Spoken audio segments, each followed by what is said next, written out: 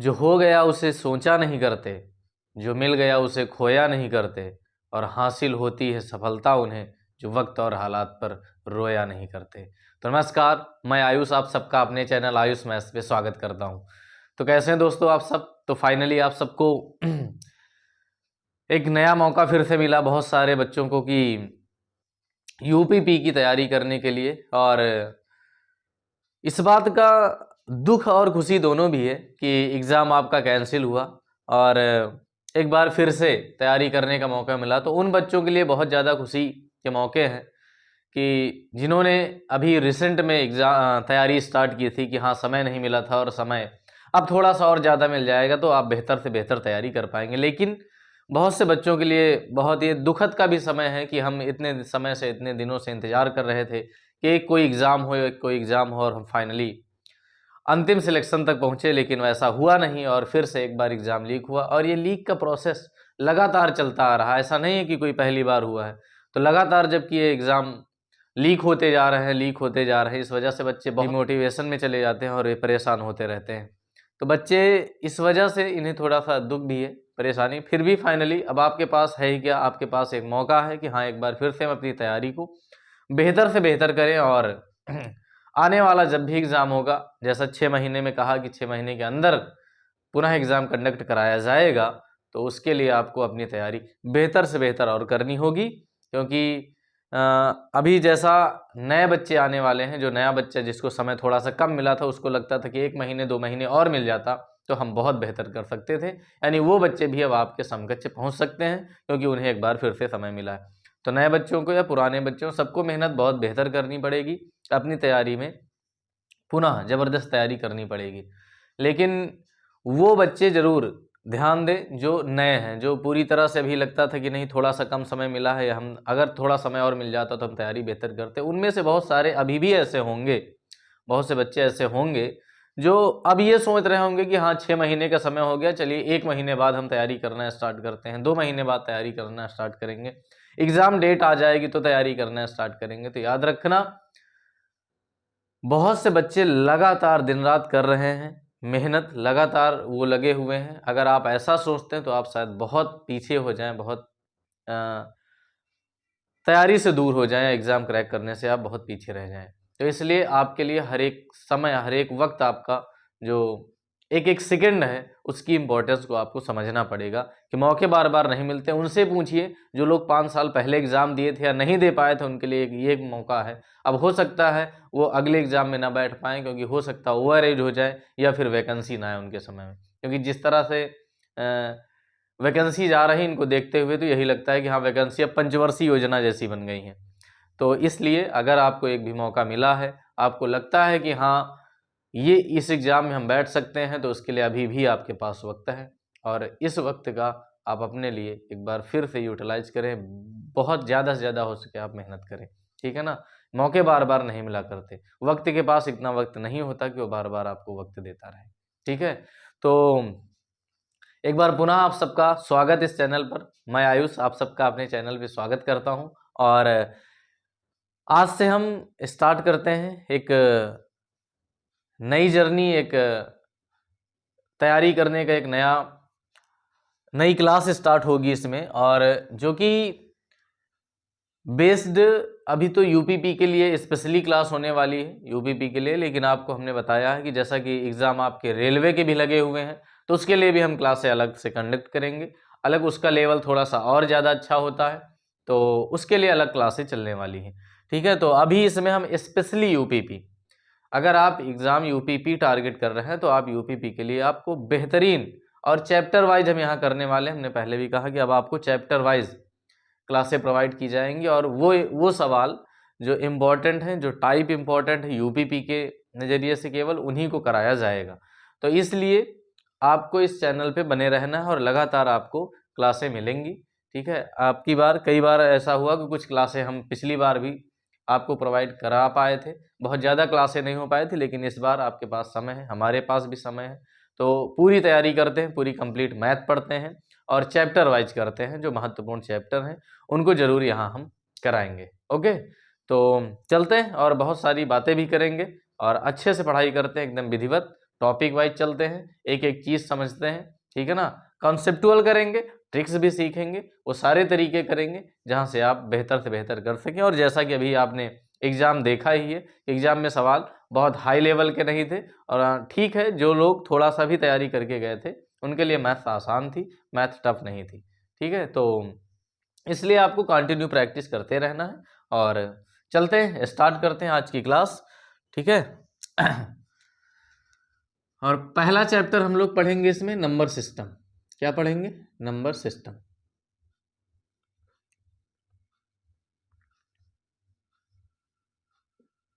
और number system अर्थात संख्या पद्धति।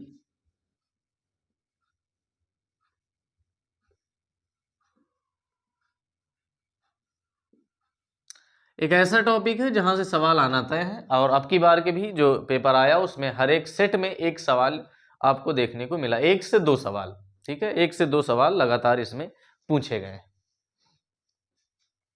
तो 1 से 2 सवाल जो आपके एग्जाम में आए वो सभी टाइप हम कराएंगे भी, वो सवाल भी लेंगे हम, लेकिन पहले कॉन्सेप्टुअल पढ़ेंगे, एक एक चीज, थोड़ा सा बेसिक चीजें जरूर जानने की कोशिश करेंगे। अगर आपने कभी भी मैथ्स नहीं पढ़ी है तो आपको हम इतना विश्वास जरूर दिलाते हैं कि एक बार आप क्लास पूरी अटेंड कर लें, उसके बाद आपको खुद लगेगा कि हाँ चीज़ें बहुत आसान है। मैथ्स कंपटीशन की बिल्कुल टफ नहीं होती, बस आपको कंटिन्यू लगने की ज़रूरत होती है। आप लगातार अगर लग जाते हैं तो बस एक बार पूरा अच्छे से कंप्लीट कर लीजिए, आपके सारे सवाल बनना आसान हो जाएंगे। ओके, तो चलिए नंबर सिस्टम क्या है, हम इसमें नंबरों के बारे में जानते हैं। थोड़ा सा हम इसका क्लासिफिकेशन पहले पढ़ेंगे। क्लासिफिकेशन क्या है, क्योंकि सवाल यहाँ से भी बनते हैं पेपरों में। तो नंबर सिस्टम में नंबर के बारे में अगर बात करें तो नंबर जो होते हैं वो नंबर 2 टाइप के होते हैं। कितनी तरह के? 2 तरह के नंबर होते हैं। एक रियल नंबर होता है, एक रियल नंबर होता है, और एक इमेजिनरी नंबर होता है। कौन से नंबर होते हैं? Imaginary number. हिंदी में कहते हैं काल्पनिक संख्याएं। कौन सी संख्याएं मेरे दोस्त? काल्पनिक संख्याएं। काल्पनिक संख्याएं, और इनको हिंदी में कहते हैं वास्तविक संख्या। कौन सी संख्या है? वास्तविक संख्याएं। वास्तविक संख्याएं। इमेजिनरी नंबर हैं जो आपके ये सिलेबस में नहीं है, लेकिन इसके बारे में केवल इतनी बात आपको पता होनी चाहिए कि इमेजिनरी नंबर कैसे पहचानते हैं, क्या होती हैं, काल्पनिक संख्याएं कैसे जानते हैं। तो ये आप समझ सकते हो कि वे संख्याएं सभी जो रूट के अंदर माइनस में होती हैं, जैसे √2 लिखा है माइनस का, ये -3 लिखा है, या वे नंबर जिनके साथ आई लगा होता है, आयोटा लगा होता है जिसको कहते हैं, जैसे 2i लिखा है, 3i लिखा है, 4i, ऐसा कोई भी नंबर। i² होता है √-1। इस बात का ध्यान रखना, i² -1 होता है। कितना होता है? तो i बराबर हो जाता है √-1। ओके, तो इतनी बात याद रखना। हो सकता है कभी वो इतनी बात पूछ ले, लेकिन ये आपके सिलेबस का पार्ट नहीं है। तो इतनी बात आपको ध्यान रखना है कि काल्पनिक संख्याएं ये होती है। आपके सिलेबस में क्या है? तो आपके सिलेबस में रियल नंबर, वास्तविक संख्याएं। वास्तविक संख्याएं क्या होती हैं? इनकी डेफिनेशन कई तरह से हम अलग अलग कर सकते हैं। एनसीईआरटी जैसी किताबों में क्या कहा जाता है कि वे संख्याएं जो रैशनल और इरेशनल नंबर का समूह होती हैं, यानी परिमेय और अपरिमेय संख्याओं का समूह होती, उन्हें वास्तविक संख्याएं कहते हैं। ये भी आप कह सकते हो कि डेसिमल और इंटीजर नंबर डेसिमल नंबर और इंटीजर नंबर मिलकर के भी वास्तविक संख्याएं बनाती हैं। तो इसकी परिभाषा क्या लिख लेंगे? वे संख्याएं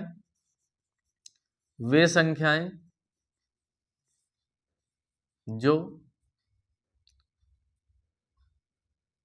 या ये संख्याएं परिमेय और अपरिमेय संख्याओं का समूह होती हैं। ये संख्याएं परिमेय और अपरिमेय संख्याओं का समूह होती हैं। परिमेय और अपरिमेय संख्याओं का समूह होती हैं। अपरिमेय संख्याओं का समूह होती हैं। संख्याओं का समूह होती है।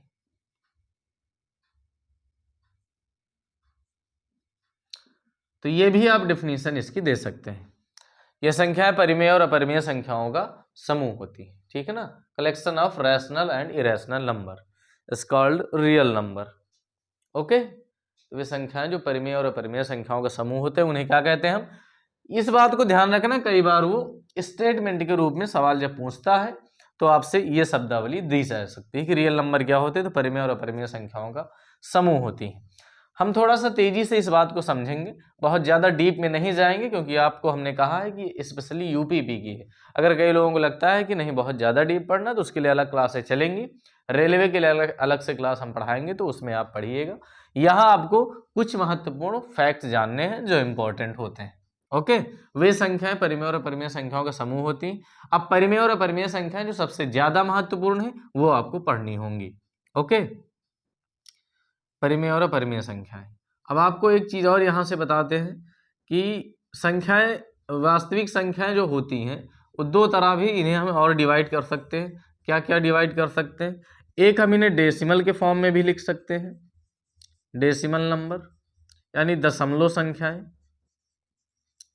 दशमलव संख्याएं किस फॉर्म में लिख सकते हैं?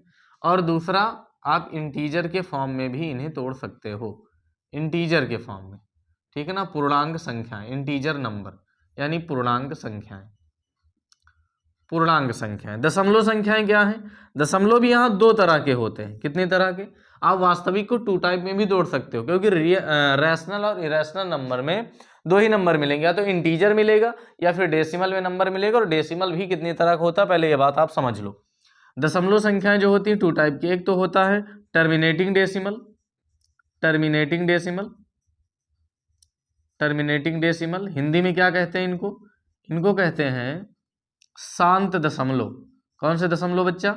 शांत दशमलव, इनको हम कहते हैं शांत दशमलव। और एक होता है नॉन टर्मिनेटिंग। कौन से नंबर? नॉन टर्मिनेटिंग डेसिमल यानी अशांत दशमलव, अशांत दशमलव। पहले तो आप दशमलव के पार्ट को समझें। शांत दशमलव क्या है? जैसे आप जब किसी नंबर को डिवाइड करते हो एग्जैक्टली वो डिवाइड हो जाता है, यानी दशमलव के बाद फिक्स नंबर आते हो। कैसे नंबर आते हो? Fix number. जैसे आप ऐसे समझो कि एक नंबर है, हमने 25 को डिवाइड किया 10 से, तो नंबर आ जाएगा 2 पॉइंट कितना 5, यानी दशमलव के बाद 1 2 3 4 यानी कुछ भी आए वो फिक्स एक डिजिट आए तो उसको हम शांत दशमलव कहते हैं।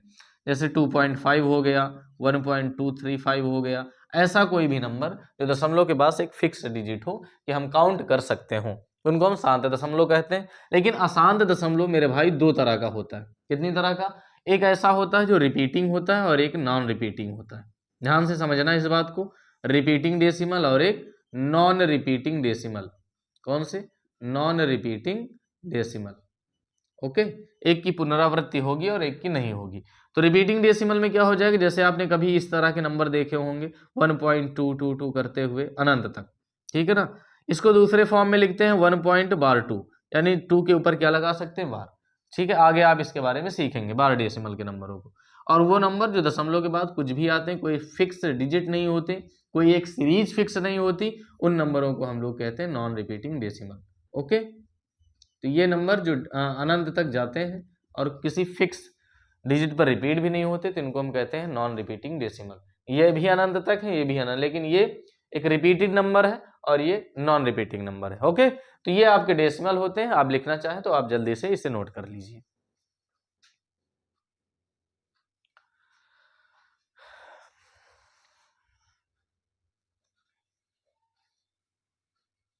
तो जल्दी से इसको नोट कर लीजिए, ठीक है, आगे चलते हैं फिर।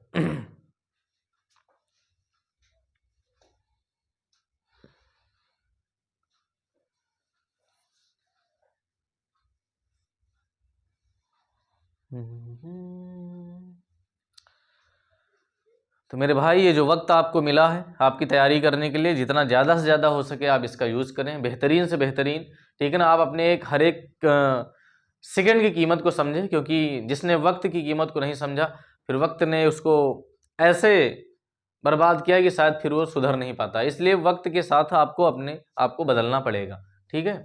और सफलता उन्हीं को मिलती है जो अपने वक्त का सही यूटिलाइज करते हैं, सही यूज करते हैं। तो आपको भी करना होगा। आपके पास जो कुछ क्षण, कुछ वक्त मिला है, इस वक्त का जितना ज़्यादा से ज़्यादा, आपको पता होगा सफल लोगों को आप जब देखते होंगे कि उनका एक हर एक वक्त कितना कीमती होता है। तो मैं कह रहा था, अगर आपको सफल बनना है तो आपको अपने समय की कीमत को समझना पड़ेगा। कहते हैं कि अमीर अगर बनना है तो आपके पास पैसा होना चाहिए, लेकिन अगर बेहद अमीर बनना है तो आपके पास समय होना चाहिए। तो समय की कीमत को अगर आपने आज नहीं समझा तो फिर शायद आप बहुत पीछे चले जाएं, क्योंकि आपको पता है आपके पास जीवन में कुछ एक लिमिट है समय की, कि आपके पास कितना समय है, आपके पास 60-70 साल कितना समय है, और उसमें आपको पता है कि 24 घंटे में 24 घंटे आपके ही तो नहीं होते, के लिए पढ़ने के लिए समय होता ही कितना है। ठीक है ना, आप कहते हो कि 24 घंटे हैं, लेकिन 24 घंटे में आपके पास केवल 24 घंटे पढ़ाई करने के लिए तो नहीं, उनमें बहुत सारे अन्य काम भी हैं। तो आपको 6 घंटे 7 घंटे सोना भी होता है, आपके और भी सुबह से लेकर के शाम तक बहुत सारे कार्य होते हैं, लेकिन उसमें आपको पढ़ने के लिए समय कैसे निकालना है, ये चीज़ आपको ध्यान रखना होगा। आप फ़ोन में कितना समय बर्बाद करते हैं, आप कभी इस चीज़ का काउंट नहीं करते। हम देखते हैं कि व्यक्तियों के बारे में कि व्यक्ति पैसे की काउंटिंग बहुत हिसाब से रखता है कि हमारा पैसा कहाँ कितना खर्च हुआ है, हर चीज़ के लिए कितना पैसा कहाँ खर्च कर रहे हैं, लेकिन कभी समय खर्च की वो डायरी में लिखता नहीं, कभी काउंट नहीं करता कि हमने एक एक सेकंड आज कहाँ बर्बाद किए हैं, कितना लॉस हुआ है हमारा समय। जो कि व्यक्ति के सफल होने का सबसे इम्पोर्टेंट चीज़ है कि वो ये लिखे समय के बारे में कि समय किसका कितना कहाँ खर्च हो रहा है, लेकिन हम लिखते क्या है कि हमारा पैसा कहाँ कितना खर्च हो रहा है। तो मेरे भाई, जिससे आपको कमाना है वो समय आप पहले बचाना सीखो, उस समय का सही यूज करना सीखो, ठीक है, तो आप आगे कुछ कर पाएंगे। समय आप देखते हैं ना, घड़ी देखते रहने से कुछ नहीं होता, घड़ी के हिसाब से आपको चलना भी होगा। जिस तरह वो कंटिन्यू चलती है, डेली का डेली एक टारगेट उसका फिक्स होता है, उसी तरह आपको भी चलना है, लगातार चलते रहना है, ठीक है ना। किसी काम के लिए आपको एक एकदम डेडलाइन फिक्स करनी होगी कि आपकी डेडलाइन होनी चाहिए। मैंने तो देखा है लोगों को पता ही नहीं, बस कर रहे हैं, नहीं कर रहे हैं, कब कर रहे हैं, कुछ कोई फिक्स चीज़ नहीं है। आपको ये आज से डेडलाइन बनानी पड़ेगी कि आपको 1 सप्ताह में इतना चैप्टर कंप्लीट करना है, इतना कोर्स कंप्लीट करना है, और जब तक ये नहीं होगा शायद आप सफलता से बहुत दूर होते जाएंगे, ठीक है ना। आपको एक एकदम फिक्स टारगेट बनाना होगा। अगर आपके पास लक्ष्य एकदम निर्धारित होगा, सही होगा, तो आप बहुत जल्दी पहुंच पाएंगे अपने लक्ष्य पर। तो इन सब चीज़ों का ध्यान रखें, ठीक है ना। इसलिए कहते हैं कि खुद की तरक्की में अपने आप को इतना वक्त लगा दो कि किसी दूसरे की बुराई करने का समय ही ना रहे, इतना ज़्यादा अपने आप को व्यस्त कर लो। बिजी बिजी रहना सिर्फ इम्पोर्टेंट नहीं है। बहुत से लोगों को देखते हैं कि नहीं, कहो व्हाट्सएप स्टेटस लगा देंगे बिजी।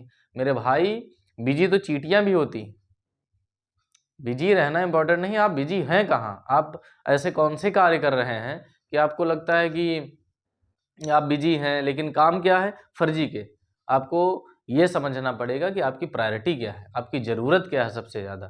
तो ये सब दिखावे की ज़िंदगी से थोड़ा सा बाहर निकले, व्हाट्सएप यूनिवर्सिटी से, इन सब चीज़ों से, इंस्टा से, फेसबुक से थोड़ा सा बाहर निकले और अपने ऊपर काम करें जितना ज़्यादा से ज़्यादा हो सके, ठीक है ना।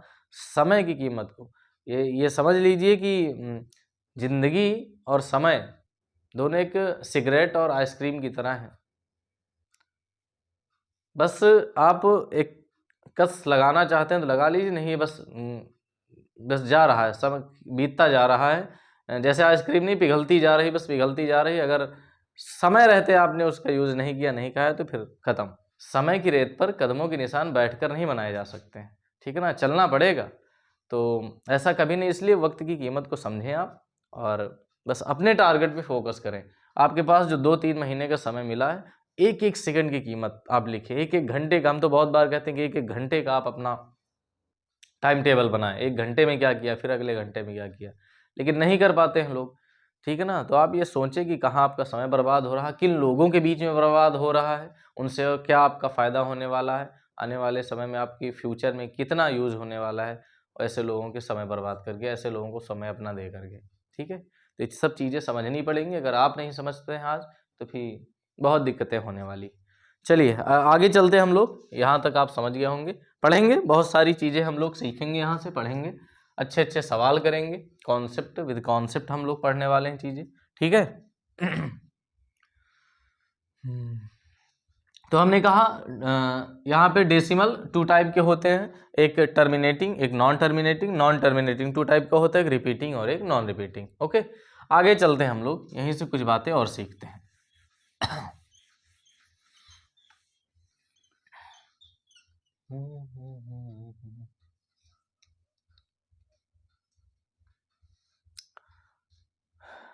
देखिए, यहाँ से हम आपको बताना चाहते हैं कि जो ये आपके शांत दशमलव, आप ध्यान से देखें इसे, शांत दशमलव और ये रिपीटिंग डेसिमल, यही आपकी होती हैं परिमेय संख्याएं, यही होती है रैशनल नंबर। ओके, क्योंकि अब रैशनल नंबर के बारे में अगर जानना तो देखें यहां से परिमेय संख्याएं क्या होती, सबसे महत्वपूर्ण चीज है परिमेय संख्याएं। रैशनल नंबर, कौन से नंबर? Rational number. ओके, देखो हम इसकी कुछ पॉइंट्स लिखा रहे हैं, कुछ शर्तें हैं। जैसे पहली है कि वे संख्याएं जिनको हम पी बाई क्यू के रूप में लिख सकते हैं, आप ये बहुत बार पढ़ चुके होंगे, के रूप में लिख सकते हैं,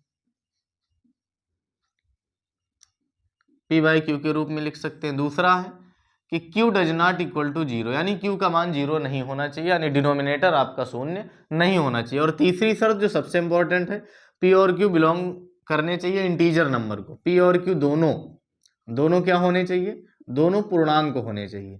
अगर इंटीजर नंबर नहीं है, पूर्णांक होने चाहिए, पूर्णांक होने चाहिए। अगर पूर्णांक नहीं है तो फिर वो परिमेय नहीं हो सकती। अब अपरिमेय पढ़ने की जरूरत नहीं है बिल्कुल, क्योंकि बच्चा अपरिमेय भी पढ़ता है, परिमेय भी पढ़ता है और दोनों में कंफ्यूजन शुरू। अभी हमने कहा कि वास्तविक संख्या दो ही तरह की तो है, या तो परिमेय और अपरिमेय, और जो परिमेय नहीं होगा वो क्या होगा? क्या होगा बताइए आप? अपरिमेय होगा। तो देखिए अपरिमेय होगा तो परिमेय केवल आपको पढ़ना है, जो परिमेय नहीं है वो अपरिमेय है। देखिए जैसे हमने कहा 1/2, 3/5, 1, 2, 3, ये सभी नंबर, √16, √25, इनकी वैल्यू कितनी आएगी? √16 की 4 आ जाएगी, √25 की 5 आ जाएगी। तो ये सभी के सभी आपकी क्या है? परिमेय संख्या है। लेकिन ये आपको जो डेसिमल के नंबर 1.2, 1.12 बार ऐसे कोई नंबर लिखे हों, 1.5, 1.25 ऐसे नंबर, ये सब क्या है? परिमेय है। इनको भी पी बाई क्यू के रूप में लिखा जा सकता है, इनको भी पी बाई क्यू के रूप में लिखा जा सकता है, लेकिन आप नॉन रिपीटिंग डेसिमल को परिमेय नहीं, ये हमेशा क्या होती हैं?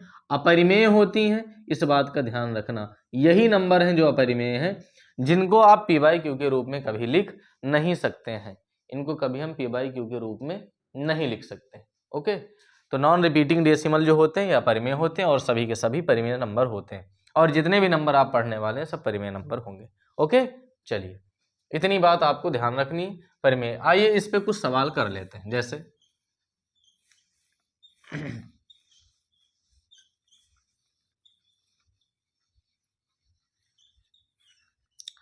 जैसे आपसे कह दिया जाए कि निम्न में से परिमेय नहीं है।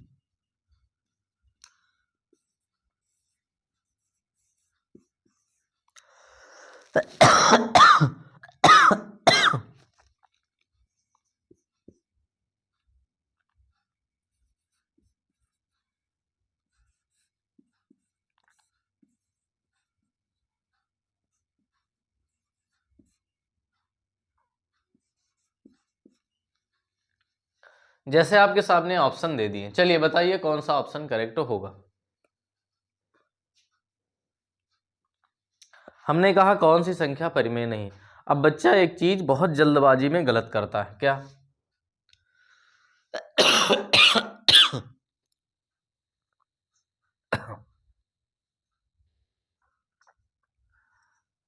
जल्दबाजी में क्या गलत कर देता है? परिमेय देख लेता है, आगे ये नहीं देखता नहीं है बोला है कि है बोला है, और ये सबसे बड़ी गलती होती है। ये बहुत सारे सवालों में बच्चों से गलत होता है।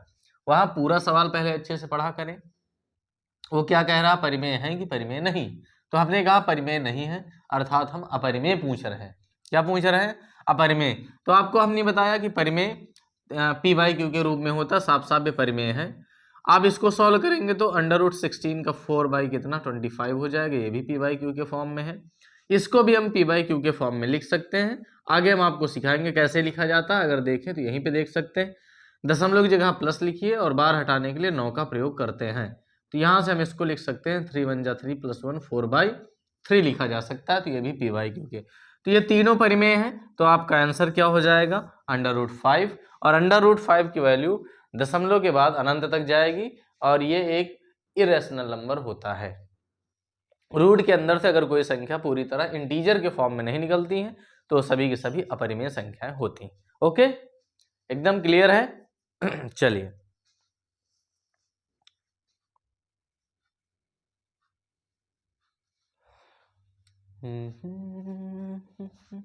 चलिए अगला सवाल लेते हैं।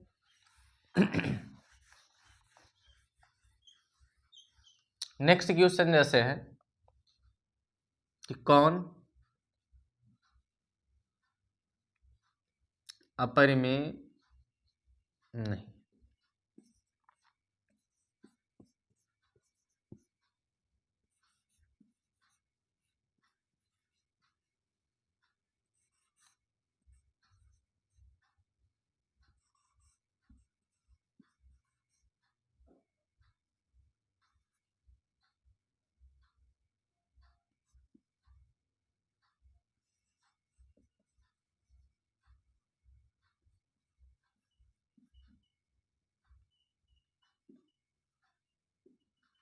ये आपको नंबर हमने लिख के दिए कि कौन अपरिमेय नहीं। चलिए बताइए, जल्दी से बताइए, आप सब कमेंट बॉक्स में जल्दी से बताइए कौन सा आंसर करेक्ट होगा। तो इसी तरह हम लोग इंपॉर्टेंट साथ में सवाल भी करते चलेंगे और कॉन्सेप्ट भी सीखते चलेंगे, ठीक है। चलिए बताइए।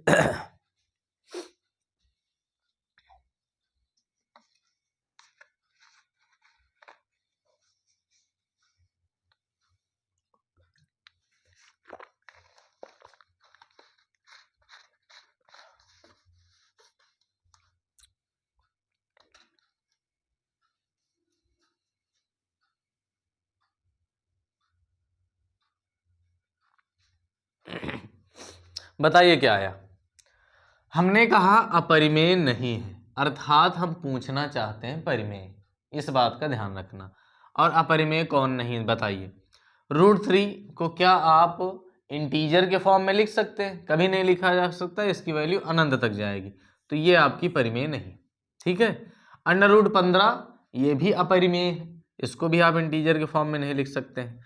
ये इसे देखिए आप, दशमलव के बाद अनंत तक है और किसी सीक्वेंस पे नहीं है, ठीक है ना। कोई सीरीज रिपीट नहीं कर रही कि जैसे 8 7 तो यहाँ 8 1, ऐसा कुछ नहीं है, रिपीटेड नहीं है, तो ये भी आपकी अपरिमेय है। और हम कह रहे हैं परिमेय, तो √16 का 4 और 9 का 3 निकलेगा, तो आपकी वैल्यू कितनी आ जाएगी?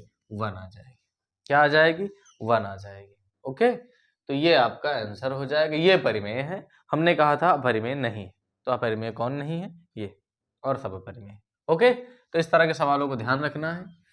एक और डिजिट है जो आपसे कई बार पूछा जा सकता है, और वो है आपका 0। 0 कैसा संख्या? तो कहीं नोट डाल के जरूर लिख लेना आप। 0 इज अ रैशनल नंबर। कैसा नंबर है? 0 एक परिमेय संख्या है। कैसी संख्या है? परिमेय संख्या।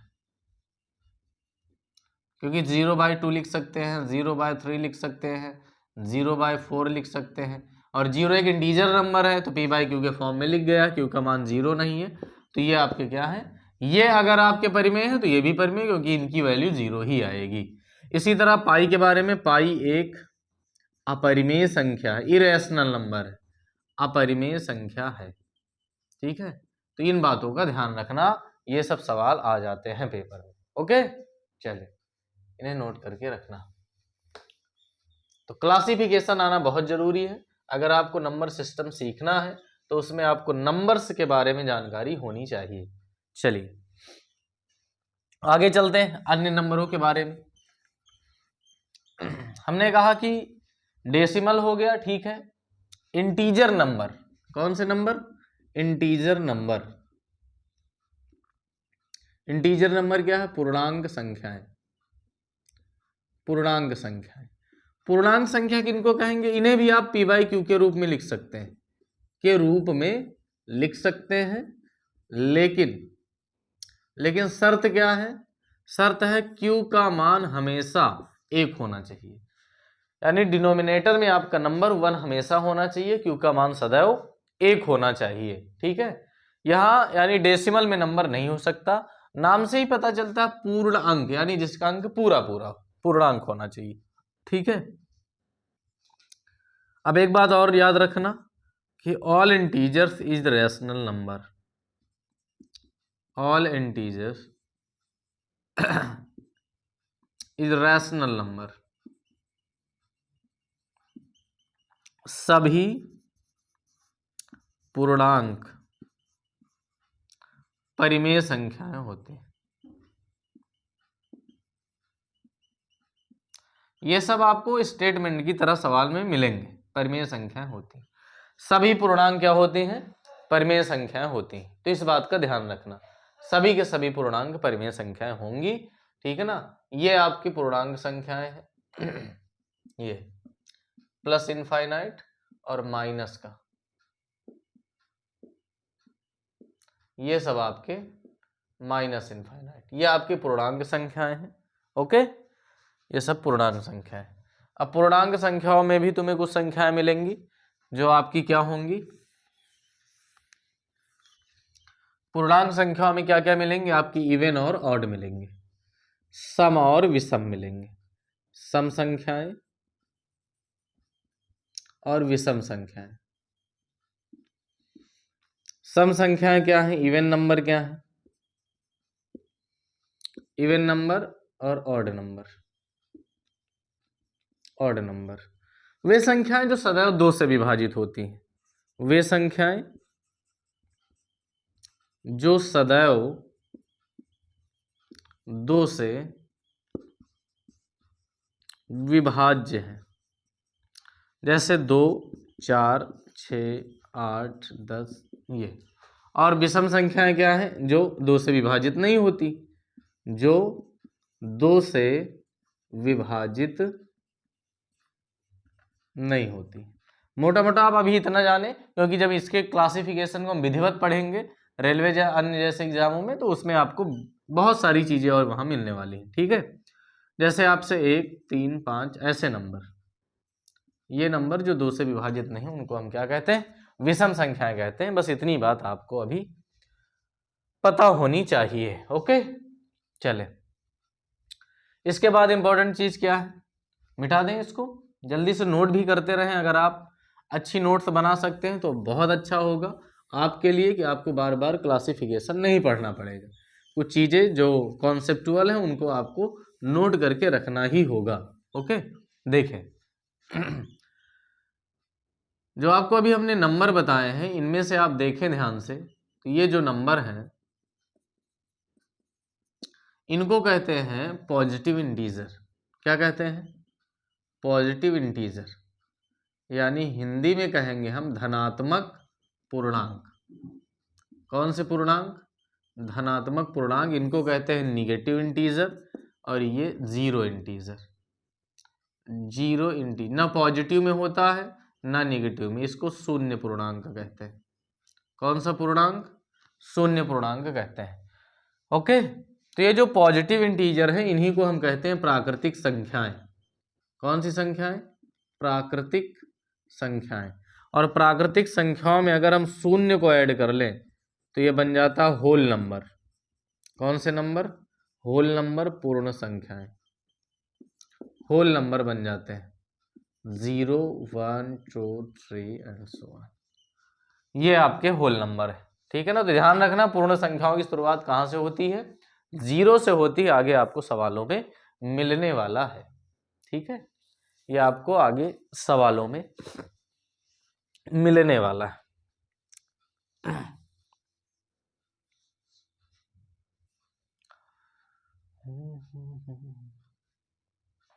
ओके, क्लियर हो रही सारी चीजें? अगर समझ में आ रही चीजें तो फिर कमेंट वगैरह करके जरूर बताया करें कि आपको क्लास कैसी लगी, ठीक है। जिससे पता चलता है कि हाँ सब चीजें आपको समझ में आ रही। जो डाउट रहा करें वो भी आप बताएं कि हाँ इस चीज में और दिक्कत है ना, तो कमेंट जरूर करके बताया करें। चलें, पूर्ण संख्याओं के बाद प्राकृतिक संख्याएं हो गई। अब इन्हीं में से कुछ संख्याएं जो मोस्ट इंपॉर्टेंट है वो हमें पढ़नी है, और जिनसे सवाल लगातार पेपर में आते ही रहते हैं। इन्हीं प्राकृतिक संख्याओं में कुछ संख्याएं निकाली गई जिनको कहा जाता है, क्या कहा जाता है? अभाज्य संख्याएं। कौन सी संख्याएं? सबसे इंपॉर्टेंट है अभाज्य संख्याएं। अभाज्य संख्याएं, या फिर इनको रूढ़ संख्याएं भी कहते हैं। कौन सी संख्याएं? रूढ़ संख्याएं या प्राइम नंबर। प्राइम नंबर सबसे इंपॉर्टेंट है। और इसकी डिफिनीशन साधारण सी भाषा में क्या लिखेंगे आप? ऐसे नंबर जिनके केवल और केवल 2 गुणनखंड होते हैं, वे संख्याएं जिनके केवल 2 गुणनखंड होते हैं, 2 गुणनखंड होते हैं। और उन दोनों गुणनखंडों में क्या क्या होंगे गुणनखंड? तो एक तो वो संख्या स्वयं होगी और एक 1 होगा, ठीक है ना। यानी 1 के अलावा एक दूसरा फैक्टर होगा, अलग फैक्टर होना चाहिए। दोनों अलग फैक्टर होंगे, ध्यान रखना इस बात को, दोनों अलग फैक्टर होंगे और उसमें से एक एक एक होगा, यानी 1 एंड इटसेल्फ। वो जो दोनों होते हैं एक और स्वयं, ठीक है ना, वो संख्या एक रहेगी और अलग संख्या, दोनों अलग फैक्टर रहेंगे। इस बात का ध्यान रखना, नहीं 1 पे बहस करने लगते हैं बच्चे, इसलिए हम आपको बता रहे हैं पूरी डिफिनीशन। वे संख्या जिनके केवल 2 गुणनखंड होते हैं, एक तो, और दोनों अलग होंगे, इस बात का ध्यान रखना, दोनों अलग होंगे, दोनों अलग रहेंगे। हाँ, तो एक 1 होगा और एक संख्या स्वयं होती है। अब देखिए वो नंबर क्या होते हैं। सबसे छोटी अभाज्य संख्या के बारे में बात करें, सबसे छोटी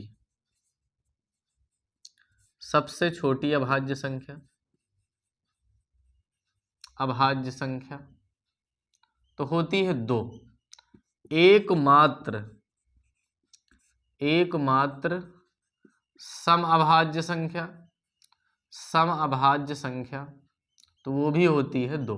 ओके, एकमात्र समअभाज्य संख्या, 1 से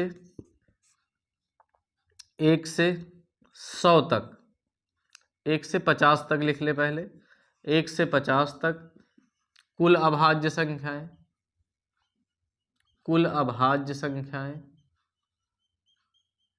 तो वो होती हैं कुल मिलाकर के कितनी? 15। 1 से 50 तक कितनी टोटल? 15। 50 से 100 तक कितनी होती हैं? 50 से 100 तक कुल अभाज्य संख्याएं तो होती हैं 10। तो 1 से 100 तक कितनी हो गई मेरे भाई? 1 से 100 तक कितनी हो गई? तो बताएंगे आप 25। कितनी? 100 से 200 तक कितनी होती हैं? 100 से 200 तक बताइए, 100 से 200 तक कुल अभाज्य संख्याएं तो होती हैं 21। कितनी? 21। तो 1 से 200 तक कितनी हो गई? बस इतनी बात ध्यान रखना, ये सवाल आए हैं पेपरों में, तो हो जाएंगी 46। इतनी बात ध्यान रखना है आपको। 3 अंकों की सबसे छोटी, 3 अंकों की सबसे छोटी अभाज्य संख्या, इसको ध्यान रखिएगा। 3 अंकों की सबसे छोटी अभाज्य संख्या तो 101 कौन होती है? ये सारे पॉइंट आपके दिमाग में चलने चाहिए। ओके, ये सभी की सभी बातें आपको पता होनी चाहिए। चलिए, 3 अंकों की सबसे छोटी कौन सी होती है? 101। ओके, चलिए आगे देखिए। अच्छा, 3 अंकों की अगर सबसे बड़ी कहा जाए तो 997। कुछ संख्याएं लिख लीजिए, हम जल्दी से लिख देते हैं। 2, 3, 5, 7, 11, 13, 17, 19, 23, 29, 31, 37, 41, 43, 47, 53, 59, 61, 67, 71, 73, 79, 83, ये सभी संख्याएं जो महत्वपूर्ण है लिख लीजिए। 97 लिख लीजिए, 101 लिख लीजिए, 103, 107, 109, 113, ये इंपॉर्टेंट संख्याएं आपको लिखनी है। ओके, इतनी संख्याएं आपको एकदम याद होनी चाहिए। कई बार वो पूछ लेता है कि 110 और 120 के बीच में कितनी अभाज्य संख्याएं होती हैं, तो 110 और 120 के बीच में कितनी होंगी? तो मात्र एक होती है, वो है 113। ठीक है ना, बच्चा जल्दबाजी में 111 बता देता है या 117, 119 में कोई बता देता है, तो ना तो 111 होती, ना 117 और 19 होती हैं, वो सब कैंसिल हो जाएंगी 3 से या 17 से या 19 से। 113 किसी से कैंसिल नहीं होती, तो ध्यान रखना इस बात को। ओके, तो ये संख्याएं हैं आपकी, और ये आपको भी एकदम रटी होनी चाहिए।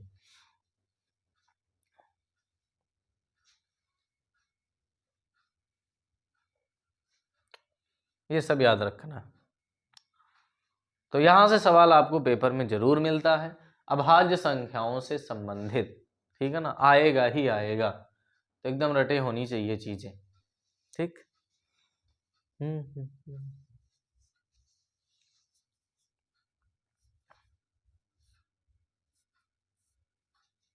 क्लियर है चीजें? तो आपको डेली पढ़ना है, डेली आपको क्लास मिलेगी, लेकिन इस सब चीज़ों के लिए आपको समय निकालना पड़ेगा। अन्य चीज़ों से जहां आप समय बर्बाद कर रहे हैं, उन सब चीज़ों से आपको समय बचाना है, ठीक है ना। बहुत सारे बच्चों को देखते हैं किसी न किसी बहाने से कोई ना कोई चीज़ें बताते रहते हैं, प्रॉब्लम्स की, मेरी ये प्रॉब्लम है, मेरी वो प्रॉब्लम है। मेरे भाई, आपकी प्रॉब्लम से आपको सफलता नहीं मिलने वाली कि आप किसी को अपनी प्रॉब्लम से बताते हैं कि इससे मेरा जीवन सफल हो जाएगा, कभी नहीं होने वाला है। बताइए, अभी तक हुआ है क्या कुछ? किसी को आपने बहुत सारी समस्याएं बताई हो कि मेरे जीवन में ऐसा चल रहा, वैसा हो रहा है, बहुत सारे रोने नहीं है आपको। आपको वो सारी चीज़ें जो आपका दुख है उसे आपको ही सहना है। कोई हमारा दुख नहीं सह सकता है, ठीक है ना, ना ही हमारा। हाँ, सुख में ज़रूर लोग साथ देते हैं, लेकिन संघर्ष में, कष्टों में कभी कोई साथ नहीं देता। तो इस बात का ध्यान रखिए, ठीक है ना। आपका दुख आपको ही सहना पड़ेगा, आपसे ही वो होगा, किसी और से नहीं। दुख बांटा नहीं जा सकता है, ठीक है। तो इसलिए ये सारे रोना बंद कर दीजिए। जो भी है, जो है तुम्हें करना है। तो कष्टों में कभी कोई साथ नहीं रहता, लेकिन सफलता में, सुख में लोग जरूर साथ आ जाएंगे, ठीक है ना। संघर्ष जीवन का ऐसा है जो तुम्हें खुद करना पड़ेगा, क्योंकि सफलता तुम्हें चाहिए तो तुम्हें ही करना पड़ेगा। ओके, ये चीजें ध्यान रखना। समस्याएं बिना किसी वजह के नहीं आती। हमारा तो ये मानना है कि समस्याएं बिना किसी वजह के नहीं आती हैं, उनका आना एक इशारा होता है कि हमें अपने जीवन में कुछ ना कुछ बदलाव लाना है। समस्या आने का मतलब कुछ तो बदलने की ज़रूरत है, ठीक है ना। तो इन सब चीज़ों को पॉजिटिव वे में देखें, ना कि आप इन सब चीज़ों को लेकर के परेशान रहें हर समय। बहुत से लोग तो अपने आप को इतना डिप्रेस में डाल चुके हैं, इतना डिप्रेशन में अपने आप को डाल लेते हैं। पढ़ाई करने से पहले आप 2 घंटे रील्स देखना स्टार्ट कर देते हो। अब 2 घंटे रील्स देख रहे हो, उसके बाद कहो उठ करके खाना खाना स्टार्ट कर दो, फिर आप खूब खाना खा लेते हो, बस बढ़िया नींद आती। अपने आप का दिमाग इतना ज़्यादा प्रेशराइज कर लेते हैं बच्चे, इतना ज़्यादा टेंशन में ले आते हैं कि उसके बाद पढ़ने का मन ही नहीं लगता है। अब आप खुद सोचो कि 1.5 से 2 घंटे रील देखने के बाद कौन पढ़ने का मन करेगा, किसका पढ़ने का मन होगा। तो इसलिए अपने आप को इतना फ्रेश रखो, इतना तैयार रखो कि जो चीज़ पढ़ो फिर वो दिमाग में बैठ जाए, ठीक है ना। इन सब चीज़ों को अवॉइड करो जितना ज़्यादा से ज़्यादा हो सके, ठीक है ना। आप इन सब चीज़ों की वजह से अपने समय की कीमत का पता लगाएं कि कितना कहाँ बर्बाद करते हैं आप डेली, और उससे आपको क्या सफलता मिलती है, क्या आता है, ठीक है ना। तो इन सब चीज़ों को ध्यान से रखें, अपनी तैयारी में बेहतर करना है तो, ठीक है ना। नहीं बर्बाद करने के लिए लोग तो हैं ना, ठीक है, बर्बाद करने के लिए लोग तो हैं, बर्बाद करते रहेंगे। आप अपने समय को देते रहिए, देखिए कल के बाद रिजल्ट क्या मिलेगा। थोड़े समय बाद फिर आप रोते रहेंगे, फिर खुद आप रोएंगे कि हाँ मैंने वहाँ समय बर्बाद कर दिया। आप उन लोगों से सीखें जो असफल हुए, ठीक है ना। उन्होंने कुछ ऐसी गलतियाँ की होंगी, और ऐसी गलतियाँ की हैं तो उनसे सीखें, ठीक है ना। सफल व्यक्ति वो सारे काम करते हैं जहाँ उनका मन नहीं भी लगता है, ठीक है। जो असफल व्यक्ति नहीं करते हैं। सफल व्यक्ति वो भी काम करते हैं जिनमें मन नहीं लगता, और अच्छी चीज़ों में एक बार में मन कभी नहीं लगेगा, ठीक है ना।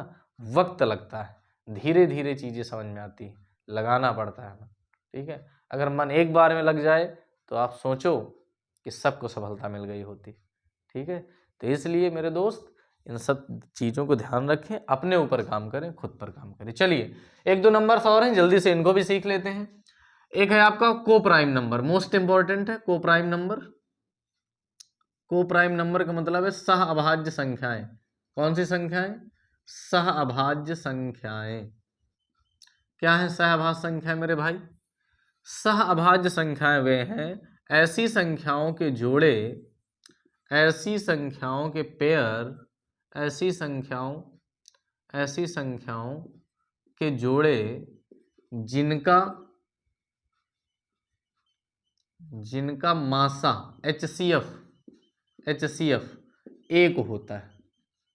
कितना होता है? एक होता है। जैसे हमने नंबर लिख दिया 4,5। जैसे हमने नंबर ले लिया 2,3, ये नंबर जिनका मासा 1 है वो सभी के सभी अभाज्य। और कई बार वो सवाल आपसे पूछेगा, ठीक है ना, सीधे 4 ऑप्शन दे देगा और कहेगा कौन सी कोप्राइम नंबर है। ठीक है, हमने जैसे ले लिया 8,9, ऐसा कोई भी नंबर ले जिसका मासा 1 होना चाहिए। ऐसे नंबर क्या कहलाते हैं? कोप्राइम नंबर कहलाते हैं। तो इनको ध्यान रखना है कि कोप्राइम नंबर क्या होते हैं। ओके,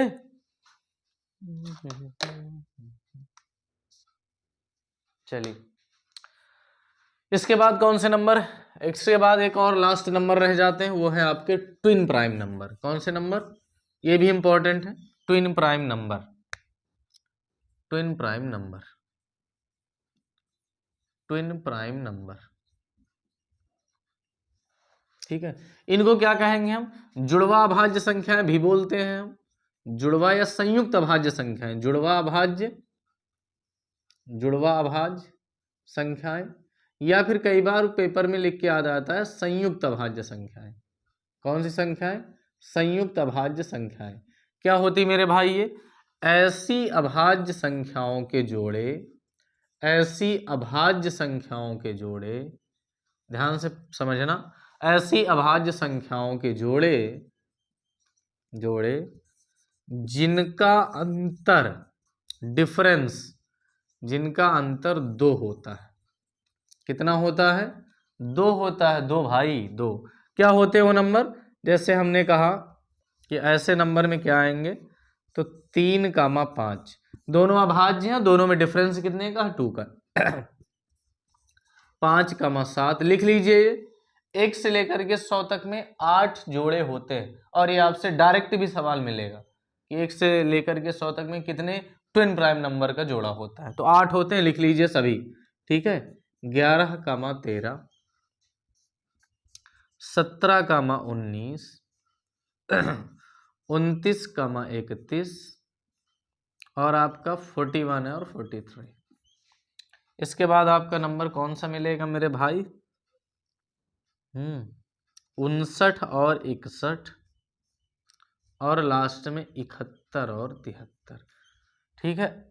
ये 8 नंबर आपके हैं जो आपको ध्यान रखना है, और ये पेपर में आएंगे। ठीक है, आपसे केवल यही पूछ लेगा कि ट्विन प्राइम नंबर होते कितने। तो ये आपको कुछ नंबर्स जानने थे, ऐसे नंबरों के बारे में आपको पढ़ते रहना।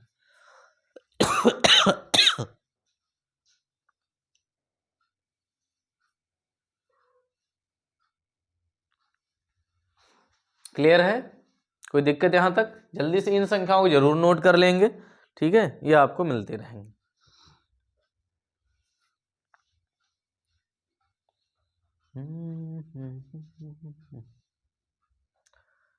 चलें आगे बढ़ा जाए। चलिए इसके बाद हम लोग कुछ टॉपिक स्टार्ट करेंगे, और जिसमें पहला टॉपिक हम लोग पढ़ेंगे यूनिट डिजिट। कौन से नंबर पढ़ेंगे? यूनिट डिजिट, इकाई का अंक। इन पे हम सवाल भी करेंगे, है ना, जब प्रैक्टिस करेंगे तो इस पे सवाल भी करेंगे। यूनिट डिजिट बहुत बेसिक सा टॉपिक है, और यहाँ से सवाल बार बार देखने को मिलते रहते हैं। इकाई का अंक, ठीक है, जैसे 1 2 3 + 8 7 5 1 8 2 + 1 2 2 में इकाई का अंक। जैसे इसमें हमने पूछ लिया आपसे इकाई का अंक क्या होगा, तो आपको इकाई ही जोड़ना है। 5 3 8, 8 2 10, और 0 में 2 जोड़ेंगे तो 2, यानी आपका फाइनल इकाई का अंक कितना हो जाएगा? 2 हो जाएगा। ठीक है, इसके बाद जैसे हमने कहा इसमें इकाई का अंक क्या होगा, इसमें तो आप क्या करेंगे, 3 से 9 घटाएंगे तो नहीं, तो कैरी लेंगे, 13 से 9 घट जाए कितना हो जाएगा? 4। ठीक है, 1 8 × 1 5 3 7 2 1 8 में इकाई का अंक आपसे कहा जाए तो मल्टीप्लाई करना है, लेकिन इकाई का केवल। तो 8 × 1 करेंगे तो 8 × 1 8, 8 × 7 56 का 6, और 8 × 6 48 का 8, यानी फाइनल इकाई का कितना? तो इस तरह के छोटे छोटे सवाल भी मिलेंगे। इस पे हम लोग थोड़ा सा अच्छे सवाल, बड़े सवाल कल की क्लास में करेंगे। ठीक है, आज इतना ही रखते हैं ना। पावर वाले इकाई अंक सीखेंगे, कुछ अच्छे और इकाई अंक जानेंगे, लेकिन आज ये क्लासिफिकेशन आपको पढ़ के आना है। इकाई अंक स्टार्ट किया मैंने, इसमें भी आगे सवाल कल होंगे। ओके, तो आपको चीज़ें समझ में आई या नहीं कमेंट करके ज़रूर बताएं, ठीक है, और भी अपने दोस्तों तक ज़रूर पहुंचाएं जिससे अधिक से अधिक बच्चे सीख पाएँ। ओके, तो सभी को गुड नाइट, और बस अपनी तैयारी को बेहतर से बेहतर करें, अपने समय का सही उपयोग करें। ओके।